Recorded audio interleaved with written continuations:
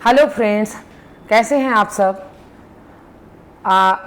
उम्मीद करती हूँ कि आप सभी खुश होंगे, सुरक्षित होंगे और ये त्योहार का मौसम होगा है तो पूरे खुशी और उम्मीद से पूरे लवरेज होंगे। तो कृपया सेफ रहें, सुरक्षित रहें और तब त्योहार का आनंद लीजिए। आज हम बात करेंगे गर्भपात के बारे में, क्योंकि त्योहार का मौसम है। औरतें साफ़ सफाई के चक्कर में, जो प्रेग्नेंट औरत हैं वो थोड़ा गर्भपात को लेकर डरी रहती हैं कि मुझे सफाई करनी है नहीं करनी है। पहले मैं अपना परिचय दे दूं। मैं डॉक्टर संगीता चौधरी, स्त्री प्रसूति एवं बांझपन रोग विशेषज्ञ, आदर्श मल्टी स्पेशलिटी सेंटर की डायरेक्टर। गर्भपात जिन महिलाओं को होता है, जनरली 10 से 15% गर्भपात बहुत सारी महिलाओं, मतलब जितनी प्रेग्नेंट वुमेन हैं उनमें 10 से 15% किसी भी कारण से गर्भपात एक आध बार आपकी लाइफ में हो सकता है। मगर नेक्स्ट टाइम वो आपको वो परसेंटेज है वो घटकर 2% ही रह जाता है, इसलिए बहुत घबराने की बात नहीं है। आप बहुत सुरक्षा को देखते हुए, मतलब बेंच टेबल पे ना चढ़ के आप सफाई कर सकते हो। चूको मुको नहीं बैठना है, पीढ़ा पे नहीं बैठना है, घुसू के काम नहीं करना है। बाकी आप खड़े होकर जितना काम करना चाहते हो कर सकते हो। पर गर्भपात जिनको बार बार होता है उसका क्या समाधान है, क्या कारण है। तो पहले हम लोग कारण के बारे में बात करते हैं। कारण ही इतना लंबा समझाना होता है, लेकिन मैं अभी शॉर्टकट में बात करूंगी और समाधान जो है मैं नेक्स्ट वीडियो में बात करूंगी। अगर आपको गर्भपात बार बार पहला 3 महीना के अंदर हो जा रहा है, इसको फर्स्ट ट्राइमेस्टर हम लोग कहते हैं। हम लोग पूरे प्रेगनेंसी को 3 भागों में बांटते हैं। पहला 3 महीना फर्स्ट ट्राइमेस्टर, 3 से 6 महीना सेकेंड ट्राइमेस्टर, 6 से 9 महीना थर्ड ट्राइमेस्टर। तो पहले 3 महीने में अगर आपको गर्भपात होता है तो उसका कारण दूसरा होता है। दूसरे 3 से 6 महीने में अगर गर्भपात होता है तो उसका कारण दूसरा होता है। और 7 महीने के बाद अगर बच्चा खराब होता है तो उसको हम लोग गर्भपात नहीं कहते हैं। वो बच्चा अगर पेट में डेथ कर गया, मर गया, तो उसको इंट्रायूट्राइन डेथ कहते हैं। मतलब बच्चेदानी के अंदर ही मर जाना, वो इंट्रायूट्राइन डेथ है। और ये अगर जिंदा बच्चा लाइफ जिंदा बाहर निकल गया तो उसको हम लोग प्री मैच्योर लेबर पेन या प्री मैच्योर डिलीवरी कहते हैं। और वो अलग बीमारी है, वो उसका इलाज अलग है। अभी हम लोग गर्भपात पे कंसंट्रेट करेंगे। तो गर्भपात 1 से 6 महीने के अंदर होता है। पहले 3 महीने में जो होता है वो आप लोगों को समझाने के लिए, जैसे कि कोई पौधा है, अगर आप पौधा रोपते हो तो उसके लिए हम लोग सीड, सॉइल और एनवायरनमेंट का मॉड्यूल लेना चाहते हैं। कि जैसे बीज, आपको बीज चाहिए तो पहला 3 महीना में जो गर्भपात होता है वो ज़्यादातर जेनेटिक होता है। तो बीज उसमें ख़राब होता है। बीज मतलब पति का बीज भी ख़राब हो सकता है, जेनेटिक प्रॉब्लम उसमें हो सकती है। औरत का भी अंडा ख़राब हो सकता है। तो अंडा और बीज के मिलने से बच्चा बनता है। तो या तो औरत का अंडा खराब है या पति का बीज खराब है, इसके जिससे आपको गर्भपात हो रही है।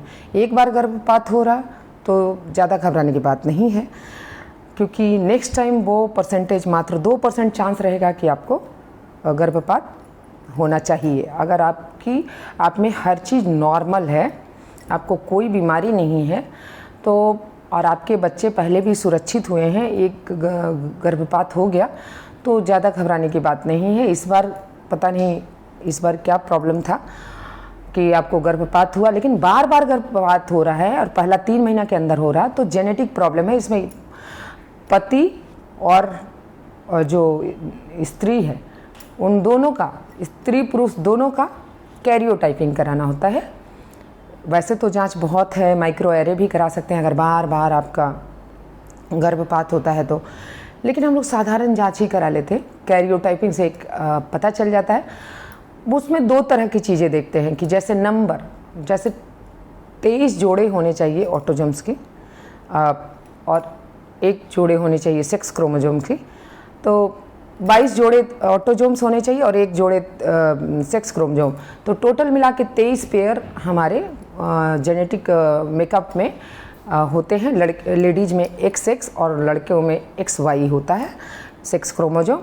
बाकी तो 22 जो पेयर्स होते हैं जोड़े, वो हमारे सारी स्त्रियों में और पुरुषों में लगभग सेम होता है। अगर वो नंबर कहीं कम है या किसी क्रोमोजोम का स्ट्रक्चर, तो एक देखना है कि नंबर कितना है।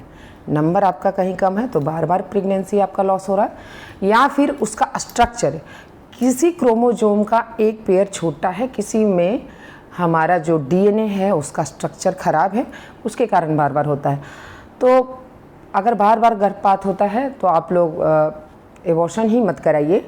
उस एबॉर्शन के साथ साथ आप उस एबॉर्शन को जेनेटिक चेकअप के लिए भेज दीजिए। जो प्रोडक्ट ऑफ कंसेप्शन मिला है, जो आउट हुआ है, जो बच्चा का निकला है, जो मांस का लोथड़ा निकला है, जो ख़राब हुआ है, क्योंकि पहले 3 महीने में तो पूरे अच्छी तरह से अंग बनता नहीं है, तो वो मांस का लोथड़ा ही रहता है। तो वो जो निकला है आपका, उसको आप कैरियोटाइपिंग के लिए भेज सकते हैं और इससे ये पता चलेगा कि बच्चे में जेनेटिक प्रॉब्लम था कि नहीं। अगर जेनेटिक प्रॉब्लम है तो नेक्स्ट प्रेगनेंसी में फिर से आपको 25% चांस बढ़ जाएगा कि आपको फिर से बच्चा खराब हो जाए। और अगर आपके 2 एबॉर्शन हो चुके हैं तो फिर नेक्स्ट प्रेगनेंसी में आपको 50% चांस हो जाएंगे। अगर 3 एबॉर्शन हो चुके हैं तो आपको 75% चांस हो जाएगा कि आपका बच्चा खराब होने वाला है। तो इसके लिए आप डरे नहीं। जो बच्चा खराब हुआ है वो प्रोडक्ट ऑफ कंसेप्शन को आप कैरियोटाइपिंग के लिए भेज दें। दूसरा चीज़ है कि हम लोगों ने बीज की बात कर ली, तो बीज में और क्या फैक्टर अफेक्ट करता है। जेनेटिक के अलावा हम लोगों का दूसरा जो है वो सॉइल, मिट्टी। तो जो मिट्टी के कारण जो एबॉर्शन जनरली होता है वो प्री इम्प्लांटेशन भी हो जाता है। 75% एबॉर्शन आपको पता ही नहीं चलेगा, मासिक आ गया आपको पता ही नहीं चला, आप कंसीव कर चुकी थी, पर वो मासिक बहुत लंबे समय तक रह गया, बहुत ज़्यादा रक्तस्राव हुआ मासिक के दौरान। तो हो सकता है कि आपका प्री इम्प्लांटेशन कंसेप्शन फेलियर हो गया। तो यहाँ पे मिट्टी जो है वो हम लोग अल्ट्रासाउंड से देखते हैं कि एंडोमेट्रियम आपका पतला है, बहुत कम एंडोमेट्रियम है, तो हम लोग उसको एस्ट्रोजन की टैबलेट देके और हम लोग उसका मिट्टी की परत बढ़ाते हैं। पर वो मासिक धर्म के कितने से कितने दिनों में देना है, अंडे का क्या साइज होना चाहिए, वो देखते हुए देना होता है। तो वो बार बार अल्ट्रासाउंड कराना होता है, फॉलिकुलर मॉनिटरिंग भी करनी होती है। जो आप अंडे का जांच कर रहे हो, जिस टाइम बीज का जांच कर रहे हो, अंडा मतलब बीज है यहाँ हम लोग ले रहे हैं। जैसे पौधे के लिए, जैसे आप कोई पौधा रोपते हो तो बीज रोपते हो, पपीता का या फिर आम का बीज रोपते हो, तो वो यहाँ पे हम लोग अंडा को क्या समझ रहे हैं, बीज समझ रहे हैं। तो अंडे को देखने के लिए कि कब फूटेगा, कब पति पत्नी को साथ में रहना होगा और कब अनसेफ पीरियड है, जब साथ रहेंगे तो बच्चा ठहर जाएगा। तो वो पीरियड को उस पीरियड में जब हम लोग अलाउ करते हैं साथ में रहना, तो उस वक्त हम लोग ये भी देखते हैं कि आपके बच्चेदानी की झिल्ली जो है वो कितनी मोटी है। अगर कम मोटी है तो मैंने बताया कि वो आपको एस्ट्रोजन की टैबलेट्स लेनी है। उसके बाद आता है एनवायरनमेंट। तो एनवायरनमेंट क्या है कि जैसे मदर स्मोकिंग करती हैं, बीड़ी वगैरह पीती हैं या सिगरेट पीती हैं या गुटखा खाती हैं या तंबाकू खाती हैं या गुल से मुंह धोती हैं या फिर किसी भी प्रकार का नशा करती हैं, ड्रग्स लेती हैं या अल्कोहल लेती हैं, शराब लेती हैं।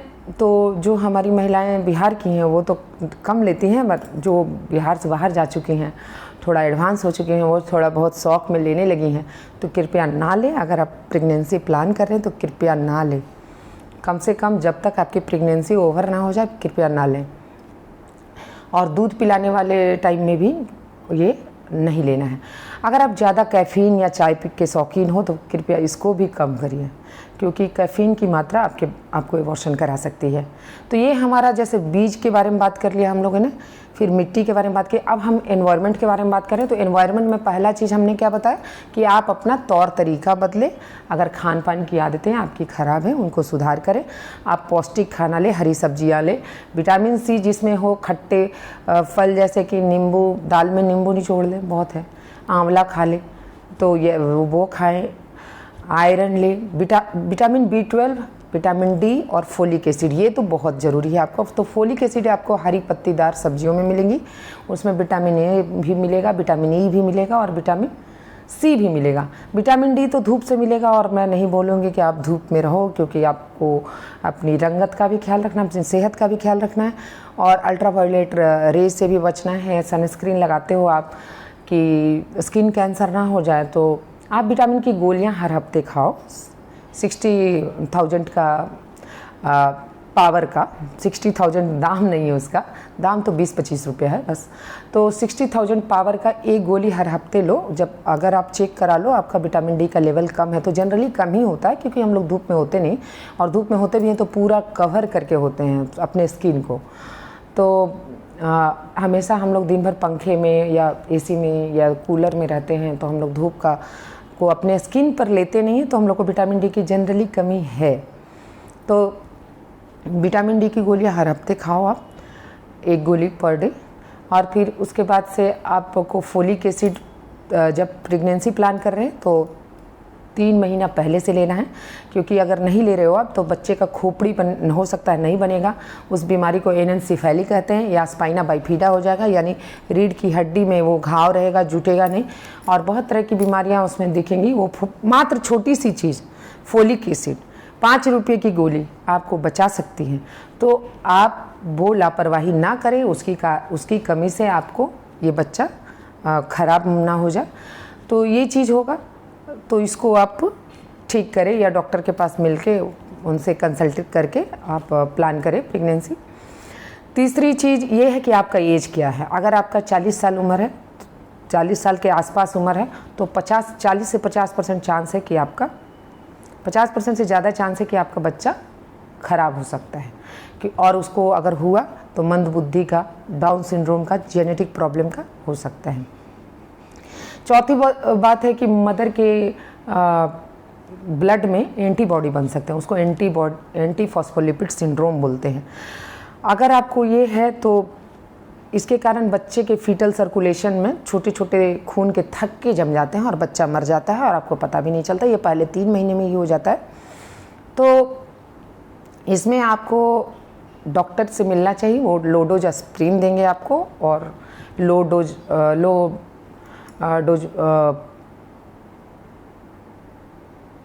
लो मोलिकुलर वेट का हिपैरिन देंगे। तो इससे आपका बच्चा का थ्रोम्बस नहीं बनेगा, आपको प्रेगनेंसी कंटिन्यू हो जाएगी। फिर उसके बाद से आप नेक्स्ट जो होगा हमारा वो कि अगला जो बच्चा का ख़राब होने का कारण है वो मर्दों में भी कमी हो सकती है। आप सोच रहे हो कि आपसे ख़राब रहा, आपसे ख़राब, पर हो सकता है कि उनका पति का बीज जो है वो डीएनए, उसके स्पर्म का डीएनए फ्रैगमेंट कर जा रहा है, वो टूट जा रहा है, तो आपको पता ही नहीं चल रहा है, और बार बार हो रहा है। तो आप पति का कैरियोटाइपिंग कराएंगे, और डीएनए फ्रेगमेंटेशन टेस्ट होता है स्पर्म का, वो कराएंगे, तो आपको पता चल जाएगा कि पति के कारण आपका बच्चा बार बार ख़राब हो रहा है। तो उसमें आपको कुछ करना नहीं है, उनको वेरिकोसील है तो उसका ट्रीटमेंट कराना होगा, और उनको एंटीऑक्सीडेंट देने होंगे, जैसे विटामिन सी, विटामिन ई, और तनाव नहीं लेना होगा। आज के ज़िंदगी में तनाव नहीं लेना असंभव सा प्रतीत होता है, क्योंकि जो जिस क्षेत्र में, जिस एज ग्रुप में है, हर किसी को तनाव है अपने करियर का, अपने लाइफ स्टाइल का, इतना काम है, इतना आगे बढ़ना, इतना कंपटीशन है।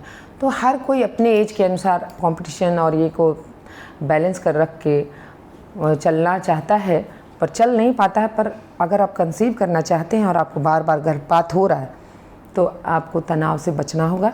लेट नाइट आपको मोबाइल यूज करने से बचना होगा, क्योंकि इससे डीएनए आपके टूटते हैं। तो माँ का भी डीएनए और पति का भी डीएनए फ़र्क पड़ता है। आपको रात्रि निंद्रा पूरी करनी होगी, रात की नींद